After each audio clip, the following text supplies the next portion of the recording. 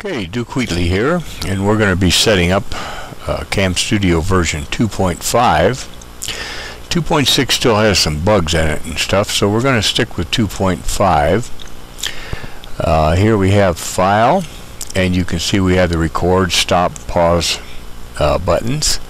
But for a keyboard fanatic like myself, these will never do, and we're going to set up some keyboard options down here later. So now we're going to work with a fixed region, so let's go ahead and click on that, and we want a width of 640 and a height of 480. We don't want to drag corners to pan unless you don't want to use the auto pan, and I like to use the auto pan, but I just set the speed down a little bit, and then that cuts down the video size. So hit OK. We'll hit cancel here, we don't want to change it. And now options is where you're going to set up most of everything. We'll go into video options. We want to use the CamStudio lossless codec. You can use DivX if you'd like. And we want the quality at 70. And you want to set the keyframe rates every 30 frames. You want to capture frames every 50 milliseconds and playback rate of 20 frames per second. Now these two numbers multiplied together have to equal 1,000. They have to be whole numbers also. Don't click auto adjust and then hit OK.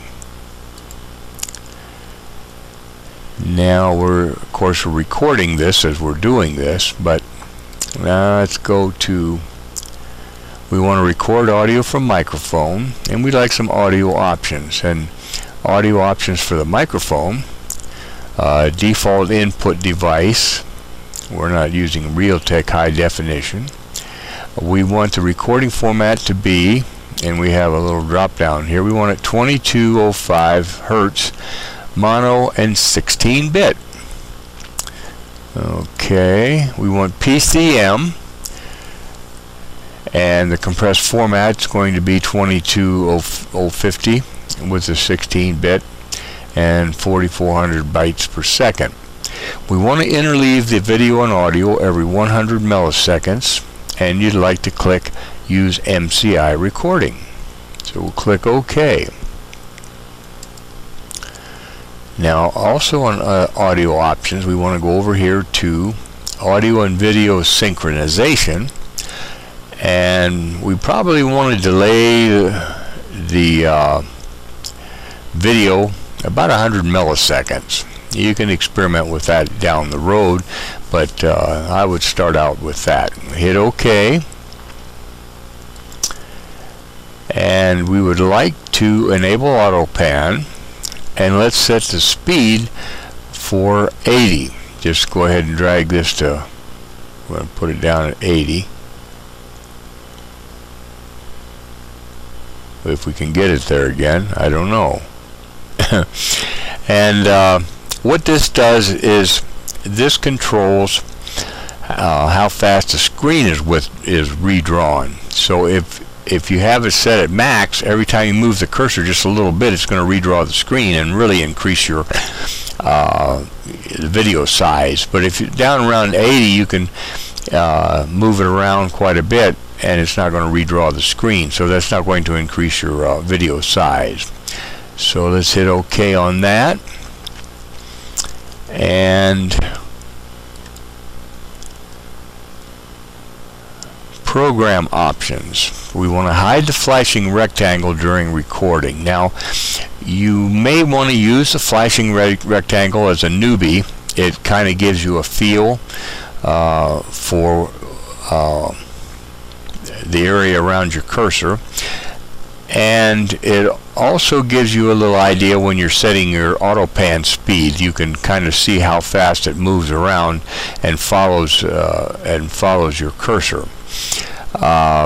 However, if you get little artifacts, little square, usually corner artifacts in your finished video. It's usually due to this flashing rectangle. It's just little artifacts and stuff, but to eliminate that, you would like to hide the flashing rectangle. We want to save the settings on exit, capture translucent layered windows, and we'd like to play the AVI file when recording stops. So we're going to use CamStudio Player 2 for that. We'll click that. Temporary directory, use Windows temporary directory. Recording thread priority is normal. And name, we'd like CamStudio to ask us for the file name for our AVI file. Preset time, no idea what that is. And of course troubleshooting if you have any problems. Let's go back to record flash options, and we want to display conversion options before generating a shockwave flash file. We certainly don't want to delete the intermediate AVI file upon completion because that's what we want to work with. And of course, let's go to keyboard shortcuts. And one thing when you use keyboard shortcuts, you have to set every one. You can't just set like the 3 that you're going to use. You also have to have the next layout and the previous layout. You have got to give these a value. If you don't, then it won't work. And I use F1, 2, and 3 for my record, pause, stop, and cancel recording key. And then just put anything over here. Just be sure that none of these are going to be needed in the video, in the program that you're recording. So, or they're not going to work. So let's hit OK on that, or we'll hit cancel if we want to change it. And language, of course, is English. Let's get back here. Tools, you can do screen annotations and video annotations if you've got a video cam or something. And there's a little, this will convert your AVI to flash if you want. I use AVS4U, and I've got some videos on that. Effects, annotations, you can add a system stamp and a caption and a watermark. Now, the view, a little heads up on the view here. Normal is what I normally use, and that's this. Compact view, let's look at that, is going to also have your menu options above it, and of course your icons down here. Let's go to button view, and that only has your buttons. But how you restore the screen back to normal would be to use this little double file icon with the arrow between it, and we hit that, and now we've restored our screen. Now, should you, in playing around here, hit the minimize button, it's going to minimize CamStudio for you, and normally it would come down in here, down in the middle of your taskbar, but CamStudio doesn't. So you're looking around for it, trying to get it restored back to your desktop, and you can't do it. But just look over to the right here, and you might have to hit the show hidden icon expansion button, and then you'll be able to click CamStudio again, because this is where it goes. It doesn't go to the middle like most programs. So that pretty well concludes our CamStudio video. I hope it was helpful to you, and we'll